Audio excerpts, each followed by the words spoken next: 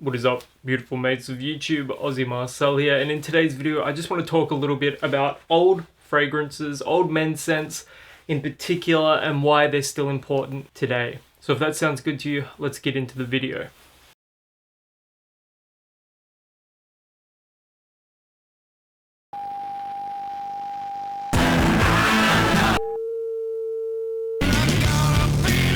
Die Verbrennung der So if you're watching this video and you're under the age of 25, there's probably a good chance you're more familiar with modern scents. So for instance, let's have a look at something like Paco Rabanne's 1 Million. It's very sweet, it's synthetic. There are a couple of more realistic notes there, like there is sort of like a leatherish quality in it, but for the most part it's very contemporary, it's very sweet, and it's marketed more towards younger individuals. Older men's fragrances and fragrances that came out pre the year 2000, these scents are quite a bit different in how they portray a sort of masculine fragrance and a masculine DNA. So I want to recommend some scents for you to check out, and I implore that if you're under the age of 25, that you check out some of these fragrances. And also I want to make note of the fact that this isn't an exhaustive list. There were literally hundreds of fragrances released before 1995 that you should check out if you can get a hand on something at a good price. And the first fragrances I'm going to be talking about are Bout and CK1. These two scents in particular are going to be the easiest to acclimate yourself to an older style scent. So Bout, for example, although it's sickly sweet and synthetic, Bout makes an easy transition from a more modern smelling sweet fragrance to an older style sweet smelling fragrance. This came out in the very late 1980s, and if you actually give it a smell, it smells ahead of its time. Now, I first picked this up when I was maybe 13, 14 years old, and I've loved it ever since then, but I completely understand why a lot of men nowadays, particularly men over the age of 30, do not like the way this one smells. It is very synthetic, it is very sweet, it's got this sort of cherry, vanilla sort of vibe. It's also got some cinnamon in here as well. And for the most part, I completely understand that this is way too synthetic for most tastes. However, a younger man, somebody, under the age of 25, that is more familiar with these super sweet smelling modern fragrances is going to appreciate this more than an older gentleman. So fragrances like Bout or CK1 from the mid-90s, this is one of those scents that still smells modern today. It's fresh, it's got a really powerful citrus note in it, and it's got a little bit of muskiness and a woody quality as well. Both of these fragrances are going to be the easiest to sort of transition to from a more contemporary collection of scents. So I would recommend these. And again, this is in no way an exhaustive sort of two scents. There are probably dozens of other scents that you could slot in instead of these two, but you can pick up both of these for less than $40 each, so that's why I'm recommending them, as they're quite affordable as well. Once you're sort of more familiar with that sort of older style, youthful men's fragrance, then I would recommend moving on to something like Dior Fahrenheit and Davidoff Cool Water. This is from the late 80s, this is from the early 80s.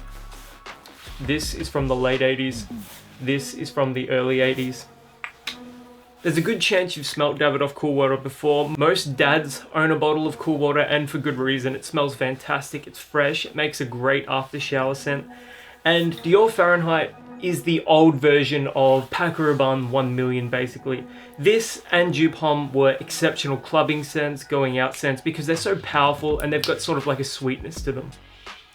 Dior's Fahrenheit, though, despite sharing some similarities to Paco Rabanne's 1 Million, it's a very masculine fragrance. It's got leather, it's got violet, it's got some florals in it as well, and it's got that famous, or infamous if you prefer, gasoline sort of opening.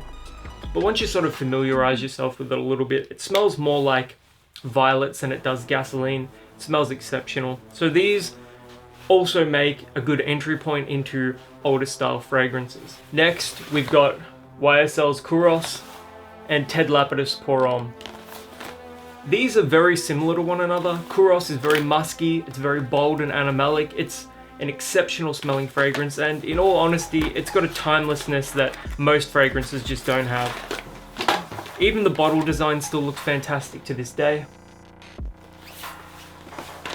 Performance is exceptional. And if you're not a big fan of that sort of old school musky quality to men's fragrances, then Ted Lapidus Pour Homme replaces some of that muskiness with a soapy sweetness. This is another exceptional scent.